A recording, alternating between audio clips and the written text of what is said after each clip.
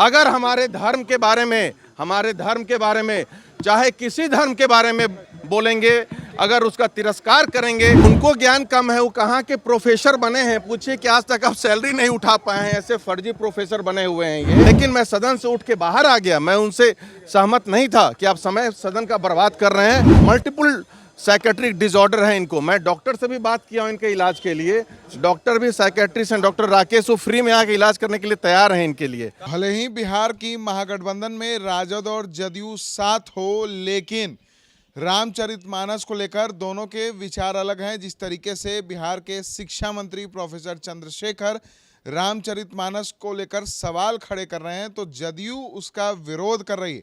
और जदयू के विधायक डॉक्टर संजीव कुमार ने प्रोफेसर चंद्रशेखर यादव, जो बिहार के शिक्षा मंत्री हैं, उनके द्वारा दिए गए सदन के अंदर वक्तव्य का जबरदस्त विरोध किया और सदन से वो उठकर बाहर चले आए। बाहर निकलते ही क्या अपनी बातों को किस तरीके से मीडिया के सामने अपने आक्रोश को रख रहे हैं, पहले हम आपको सुनाते हैं। हमारे धर्म ग्रंथ के बारे में अगर बोलेंगे बार बार, ये तो मैं पहले भी बोला हूँ, अगर आप किसी दूसरे धर्म के बारे में बोलते तो आपका चलना मुश्किल हो जाता। बाकी लेकिन हमारी हिंदू धर्म में सहनशीलता का परिचय देता है, सहन कर रहे हैं हम लोग।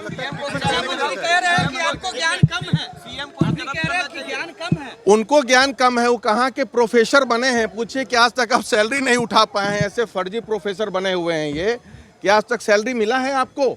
अब किस बात करते हैं? और विधानसभा में शिक्षा की बात करने का समय में आप रामचरितमानस की बात कर रहे हैं।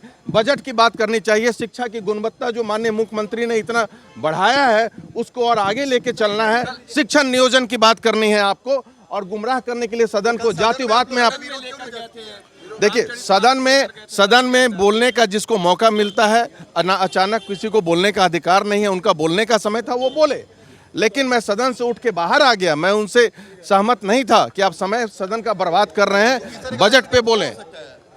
ये देखिए, मैं बार बार बोलता हूँ, कंफ्यूज पर्सनालिटी हैं, डिल्यूजन भी है, इल्यूजन भी है इनको, पर्सनालिटी सीकिंग सिंड्रोम है, अटेंशन सीकिंग सिंड्रोम है इनको, मल्टीपल साइकेट्रिक डिसऑर्डर है इनको। मैं डॉक्टर से भी बात किया हूं इनके इलाज के लिए, डॉक्टर भी साइकेट्रिस्ट हैं, डॉक्टर राकेश, वो फ्री में आके इलाज करने के लिए तैयार हैं इनके लिए।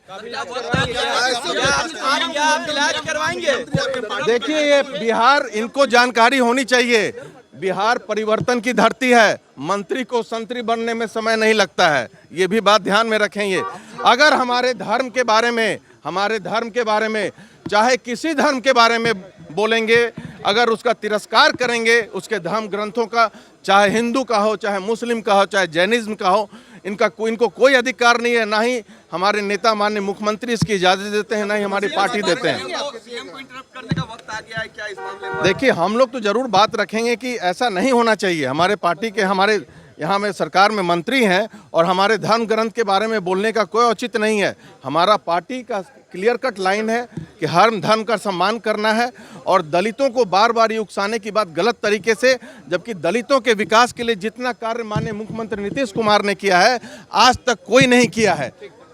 सीधे तौर पर जदयू विधायक ने कहा कि शिक्षा मंत्री किस बात के प्रोफेसर हैं, वो उनके पास ज्ञान नहीं है, फर्जी प्रोफेसर बने बैठे हैं और रामचरितमानस पर सवाल खड़े कर रहे हैं। और उन्होंने ये भी कहा कि वो करें तो नीति और हम कहें तो राजनीति, यानी कि रामचरितमानस को लेकर जदयू और राजद बिल्कुल अलग अलग रुख जो है वो दोनों के हैं। जहां एक और राजद अपने मंत्री के बयान का समर्थन कर रहा है, तो वहीं दूसरी ओर रामचरितमानस को लेकर शिक्षा मंत्री के दिए गए बयान पर जदयू का विरोध लगातार सामने आता हुआ दिख रहा है। भले ही बिहार में नीतीश तेजस्वी एक हों, लेकिन रामचरितमानस को लेकर दोनों के विचार एक होते नहीं दिख रहे हैं।